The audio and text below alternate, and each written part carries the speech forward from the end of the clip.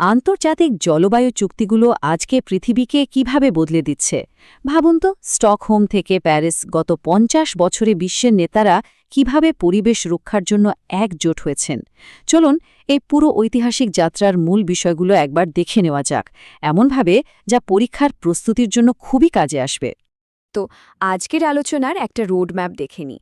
আমরা শুরু করব ১৯৭০-এর দশকের সেই জাগরণের সময়টা থেকে। এরপর একে একে দেখব আধুনিক জলবায়ু অর্থায়ন এবং সবশেষে পরীক্ষার জন্য কিছু গুরুত্বপূর্ণ তথ্য। চলুন শুরু করা যাক। প্রথমেই আমরা চলে যাচ্ছি ১৯৭০-এর দশকে। এই সময়টাকে বলা হয় দি অ্যাওয়েকেনিং বা জাগরণের যুগ। কেন? কারণ ঠিক এই সময় থেকেই পরিবেশ নিয়ে ভাবনাটা আর স্থানীয় পর্যায়ে সীমাবদ্ধ থাকেনি, এটা একটা বৈশ্বিক বিষয়ে পরিণত হয়েছিল। ৭০-এর দশকটা ছিল পরিবেশ আন্দোলনের একেবারে শুরুর সময়। পরপর কয়েকটা দারুণ ঘটনা ঘটে। যেমন ১৯৭০ সালে প্রথম ধরিত্রী দিবস পালন করা হলো। তার ঠিক পরের বছর ৭১-এ জলাভূমি রক্ষার জন্য এলো রামসার কনভেনশন। আর ৭২-এ হলো স্টকহোমে জাতিসংঘের প্রথম পরিবেশ সম্মেলন। এই সম্মেলনটাই কিন্তু ভবিষ্যতের সব কাজের ভিত্তি তৈরি করে দিয়েছিল। আচ্ছা, ১৯৭২ সালের এই স্টকহোম সম্মেলনটা কিন্তু একটা বিশাল মাইলফলক ছিল। বলতে পারেন ভবিষ্যতের সমস্ত পরিবেশ সংক্রান্ত কাজের প্রাতিষ্ঠানিক ভিত্তি এখানেই তৈরি হয়। এই সম্মেলন থেকেই জন্ম নেয় ইউনাইটেড নেশনস এনভায়রনমেন্ট প্রোগ্রাম, মানে ইউএনইপি। আর ৫ই জুন তারিখটাকে বিশ্ব পরিবেশ দিবস হিসেবে ঘোষণা করা হয়, যা আমরা আজও পালন করি। তো ৭০-এর দশকের সাধারণ সচেতনতা থেকে বেরিয়ে চলুন এবার ৮০-র দশকে যাই। এই দশকে বিশ্ব আর শুধু সাধারণভাবে পরিবেশ নিয়ে ভাবেনি, বরং খুব নির্দিষ্ট কিছু হুমকির বিরুদ্ধে লড়াই শুরু করেছিল, যেমন ওজোন স্তরের ক্ষয় আর বিপজ্জনক বর্জ্য। ওজোন স্তর রক্ষার ব্যাপারটা কিন্তু দারুণ একটা সফলতার গল্প। আর এটা দুটো ধাপে হয়েছিল। প্রথম ধাপটা হল ১৯৮৫ সালের ভিয়েনা কনভেনশন। এখানে সবাই মিলে একমত হলো যে হ্যাঁ, একটা সমস্যা আছে আর আমাদের একসাথে কাজ করতে হবে। এটা ছিল একটা কাঠামো। এরপর এলো আসল অ্যাকশন, ১৯৮৭ সালের মন্ট্রিয়াল প্রোটোকল। এই চুক্তিতে ক্লোরোফ্লোরোকার্বন বা সিএফসির মতো ক্ষতিকর পদার্থের ব্যবহার বন্ধ করার জন্য সরাসরি নির্দেশ দেওয়া হয়েছিল। এই যে দুই ধাপের মডেলটা, মানে প্রথমে সমস্যা নিয়ে একমত হওয়া, তারপর সমাধানের জন্য পদক্ষেপ নেওয়া, এটা কিন্তু ভবিষ্যতের অনেক চুক্তির জন্য একটা ব্লুপ্রিন্ট হয়ে গিয়েছিল। পরীক্ষার জন্য এখান থেকে কি মনে রাখতে হবে? প্রথমত, নির্দিষ্ট রাসায়নিক পদার্থটা, অর্থাৎ সিএফসিএস। আর দ্বিতীয়ত, সবচেয়ে গুরুত্বপূর্ণ তারিখটা ১৬ই সেপ্টেম্বর, যা এখন আন্তর্জাতিক ওজোন স্তর সুরক্ষা দিবস। এটা কিন্তু ভুললে চলবে না।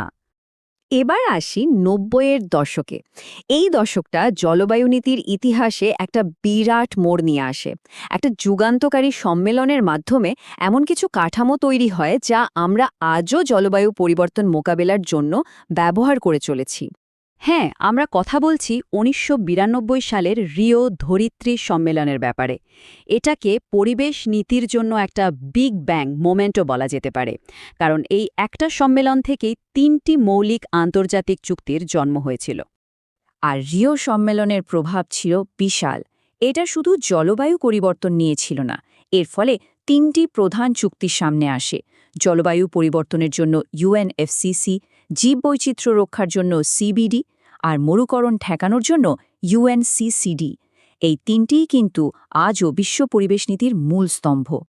এবার আমরা একটু গভীরে যাব। দেখব আইনগতভাবে বাধ্যতামূলক লক্ষ্যমাত্রা ঠিক করার প্রথম চেষ্টাটা কেমন ছিল, আর সেখান থেকে কিভাবে আমরা আজকের প্যারিস চুক্তিতে পৌঁছালাম। কিয়োটো প্রোটোকল ছিল একটা যুগান্তকারী চুক্তি। কেন? কারণ এটাই ছিল ইউএনএফসিসি এর অধীনে প্রথম আইনত বাধ্যতামূলক কোনো চুক্তি। আর এটা তৈরি হয়েছিল কমন বাট ডিফারেন্সিয়েটেড রেসপন্সিবিলিটি বা সিবিডিআর নীতির উপর ভিত্তি করে। এর মানেটা সহজ, পরিবেশ রক্ষার দায়িত্ব সবার, কিন্তু ঐতিহাসিকভাবে যে শিল্পোন্নত দেশগুলো বেশি দূষণ করেছে, নির্গমন কমানোর মূল ভারটা তাদেরই নিতে হবে। এই স্লাইডটা পরীক্ষার জন্য খুব খুব গুরুত্বপূর্ণ, তাই একটু মনোযোগ দিয়ে দেখা যাক। কিয়োটোতে ৩টি বাজারভিত্তিক ব্যবস্থা ছিল। একটা হলো ইমিশনস ট্রেডিং, যেখানে উন্নত দেশগুলো নিজেদের মধ্যে কার্বন ক্রেডিট কেনাবেচা করতে পারত। আরেকটা হলো জয়েন্ট ইমপ্লিমেন্টেশন বা জেআই, যেখানে একটা উন্নত দেশ অন্য একটা উন্নত দেশের পরিবেশ প্রকল্পে বিনিয়োগ করত। কিন্তু সবচেয়ে গুরুত্বপূর্ণ ছিল ক্লিন ডেভেলপমেন্ট মেকানিজম বা সিডিএম। এর মাধ্যমে উন্নত দেশগুলো উন্নয়নশীল দেশের সবুজ প্রকল্পে বিনিয়োগ করে কার্বন ক্রেডিট অর্জন করার সুযোগ পেত। তাহলে মূল পার্থক্যটা কোথায়? বিনিয়োগের প্রবাহ। সিডিএম হলো উন্নত থেকে উন্নয়নশীল দেশে, আর জেআই হলো উন্নত থেকে উন্নত দেশে। এটা মনে রাখলেই হবে। কিন্তু প্রশ্ন হল, কিয়োটো প্রোটোকলের মতো একটা যুগান্তকারী চুক্তি থাকার পরেও একটা নতুন চুক্তির দরকার কেন পড়ল? এই প্রশ্নটাই কিন্তু আধুনিক জলবায়ু নীতির সবচেয়ে বড় পরিবর্তনের প্রেক্ষাপট তৈরি করে দেয়। আর এই স্লাইডটি সেই পরিবর্তনের ছবিটা পরিষ্কার করে দেয়। এটা অবশ্যই মনে রাখতে হবে। মূল পরিবর্তনটা হলো পদ্ধতির। কিয়োটোর টপ ডাউন অ্যাপ্রোচ, যেখানে শুধু কিছু দেশের ওপর লক্ষ্যমাত্রা চাপিয়ে দেওয়া হতো, তার বদলে প্যারিস চুক্তিতে এলো বটম আপ অ্যাপ্রোচ। এটা একটা সার্বজনীন ব্যবস্থা, যেখানে প্রত্যেকটা দেশ স্বেচ্ছায় নিজেদের লক্ষ্যমাত্রা ঠিক করে, যেটাকে বলা হয় ন্যাশনালি ডিটারমিন্ড কন্ট্রিবিউশনস বা এনডিসিজ।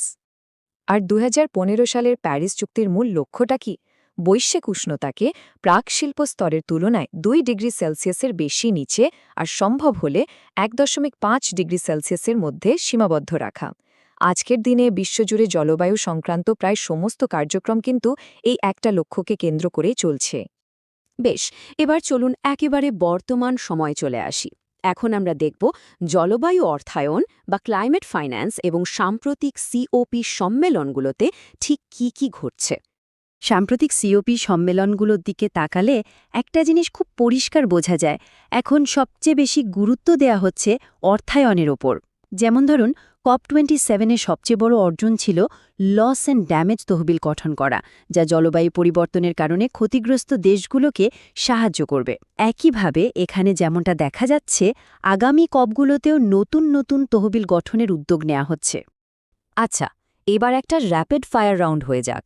আমরা কিছু গুরুত্বপূর্ণ নাম, তারিখ এবং গোষ্ঠী নিয়ে আলোচনা করব, যেগুলো প্রায়ই বিভিন্ন পরীক্ষায় চলে আসে। তৈরি তো? প্রথম প্রশ্ন, ক্লাইমেট ভালনারেবল ফোরাম বা সিভিএফ কারা এবং কখন প্রতিষ্ঠা করেছিল? উত্তরটি হল মালদ্বীপ সরকার ২০০৯ সালে COP15 সম্মেলনে ঠিক আগে। আর এটা মনে রাখা খুব জরুরি যে এই উদ্যোগটি এমন একটি দেশে ছিল যারা সমুদ্রপৃষ্ঠের উচ্চতা বাড়ার কারণে সবচেয়ে বেশি ঝুঁকির মধ্যে আছে। ঠিক আছে, পরের প্রশ্ন। V20 গোষ্ঠী মানে জলবায়ু ঝুঁকিপূর্ণ দেশগুলোর অর্থমন্ত্রীদের নিয়ে তৈরি এই জোটটি কোন সালে এবং কোন শহরে তৈরি হয়েছিল? এটি তৈরি হয়েছিল ২০১৫ সালে পেরুর রাজধানী লিমায়। আর এখানে মনে রাখার মতো বিষয় হল, এই VR20 আসলে CVF-এরই অর্থনৈতিক শাখা, দুটো একসাথে কাজ করে। আর এই যে টেবিলটা, এটা হলো রিভিশনের জন্য একটা পারফেক্ট টুল। এখানে প্রত্যেকটা বড় ঘটনাকে তার সবচেয়ে গুরুত্বপূর্ণ ফলাফলের সাথে জুড়ে দেওয়া হয়েছে, একেবারে স্টকহোম সম্মেলনের ইউনেপ প্রতিষ্ঠা থেকে শুরু করে COP27-এর লস অ্যান্ড ড্যামেজ তহবিল পর্যন্ত। পুরো যাত্রার একটা দারুণ স্ন্যাপশট। তো আমরা দেখলাম জলবায়ু কূটনীতি কিভাবে সময়ের সাথে বদলে গেছে। একসময় মূল লক্ষ্য ছিল শুধু নির্গমন কমানো, কিন্তু এখন অভিযোজন এবং ক্ষয়ক্ষতির বিষয়গুলো অনেক বেশি গুরুত্ব পাচ্ছে। তাই শেষ করার আগে একটা প্রশ্ন রেখে যাচ্ছি, ভবিষ্যতের বৈশ্বিক চুক্তিগুলোতে ঠিক কোন বিষয়টিকে সবচেয়ে বেশি অগ্রাধিকার দেওয়া উচিত? এটা নিয়ে ভাবার অবকাশ